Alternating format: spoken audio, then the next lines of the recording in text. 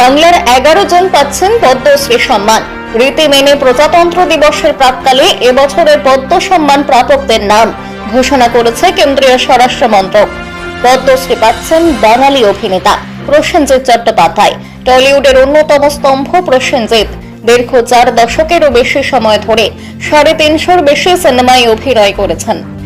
শিক্ষা ও সাহিত্যে বিশেষ অবদানের জন্য পদ্মশ্রী পাচ্ছেন অশোক কুমার হালদার।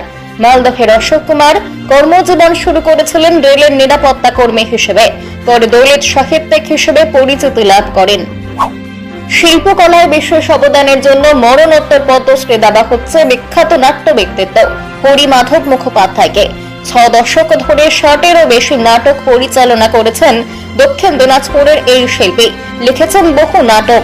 2025-এর মার্চে 83 বছর বয়সে মৃত্যু ঘটেছে তার।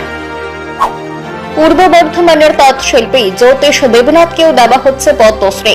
গত প্রায় 4 দশক ধরে জামদানি শিল্পী হিসেবে খ্যাতি লাভ করেছেন তিনি।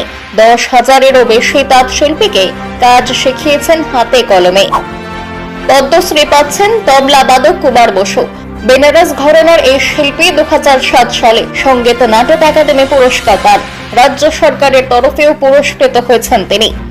বীরভূমের কাঁথা শিল্পী তৃপ্তি মুখোপাধ্যায়কে পদ্মশ্রী দেওয়া হচ্ছে। কাঁথা সেলাইয়ের জনপ্রিয়তা বৃদ্ধিতে গুরুত্বপূর্ণ অবদান রয়েছে তার। 20,000-এরও বেশি মহিলাকে স্বাবলম্বী করেছেন তিনি। পদ্ম সম্মান দেওয়া হচ্ছে বাংলার সন্তর বাদক তরুণ ভট্টাচার্যকে। চিকিৎসা ক্ষেত্রে অবদানের জন্য হৃদরোগের চিকিৎসক সরোজ মণ্ডলও পদ্মশ্রী পাচ্ছেন। মাত্র 9 ঘন্টায় 22 রোগীর শরীরে পেসমেকার বসিয়ে রেকর্ড করেছেন তিনি। সাহিত্য ও শিক্ষায় বিশেষ অবদানের জন্য পদ্মশ্রী দেওয়া হচ্ছে সাঁওতালি ভাষার স্বনামধন্য সাহিত্যিক রবিলাল টুডুকে। শিক্ষাক্ষেত্রে অবদানের জন্য পদ্ম সম্মান পাচ্ছেন রসায়নের অধ্যাপক তথা গবেষক মহেন্দ্রনাথ রায়। একই বিভাগে পদ্ম পুরস্কার পাচ্ছেন পাহাড়ি জেলা দার্জিলিং এর শিক্ষাবিদ তথা সমাজকর্মী গম্ভীর সিং ইয়ঞ্জনে।